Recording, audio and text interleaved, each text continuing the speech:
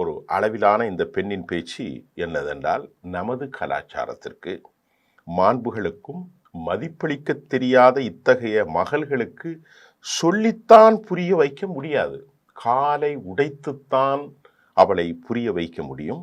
அவள் உடல் ரீதியாக தண்டனை அளியுங்கள், முடிந்த அளவு கடுமையாக தாக்க முயற்சியுங்கள் என்ற பொருள்பட அவர் குறிப்பிட்டிருப்பதாக நாளேடுகளில் ஒரு நாளேடு அல்ல, அவ்வளவு நாளேடுகளும் அந்த செய்தியை குறித்திருக்கிறது.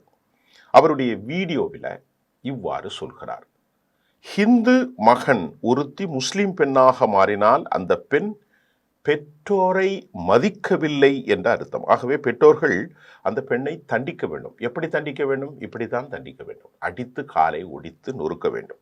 அதற்கு மேல் அவளை கொலை செய்ய வேண்டும் என்று கூட இருக்கலாம்.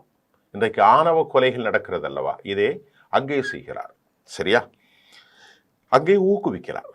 ஹிந்து பெண்களும் சிறுமிகளும் முஸ்லிம் ஆண்களிடமிருந்து விலகியே இருக்க வேண்டும். அந்த ஆண்களும் இந்த பெண்களும் சிறுமிகளும் தங்கள் வீடுகளுக்குள் வர அவர்களை அனுமதிக்க கூடாது. நீங்கள் எந்த நாளும் இந்தியாவில் இந்துக்கள் தனியாக இருக்க வேண்டும், முஸ்லிம்களை வெறுக்க வேண்டும், அவர்களோடு வியாபாரம் செய்யக்கூடாது, உறவுகள் கொண்டிருக்கக்கூடாது, அவர் வீட்டுக்கு இவ போகக்கூடாது, தீபாவளி கொண்டாடினா ஸ்வீட்டு கொடுக்காத, அவன் ரம்ஜான் கொண்டாடினா இங்கே வராத, நீ தனித்தனியாக இரு, வெறுத்தோடு அவனை பார்.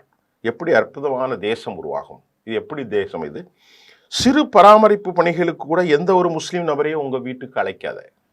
ஒரு சின்ன பைப்பில் டேப் உடைஞ்சாலும் அவர் பிளம்பராக இருந்தாலும் அழைக்காத. ஜொமேட்டோ இதுலேருந்து கொடுத்தாலும் அவன் முஸ்லீம் கொண்டு வந்தால் வாங்காத, அவன் கடையில் போய் சாமான் வாங்காத. நிறைய இருக்கு. சிறு பணிகளுக்கு கூட முஸ்லீமை எட்டி பார்க்காதே, உங்கள் வீடுகளுக்கு அனுமதிக்கார்கள் என்று ஆர்ப்பரித்திருக்கிறார். இந்தியன் எக்ஸ்பிரஸில் செய்தியை தான் நான் தமிழில் சொல்கிறேன்.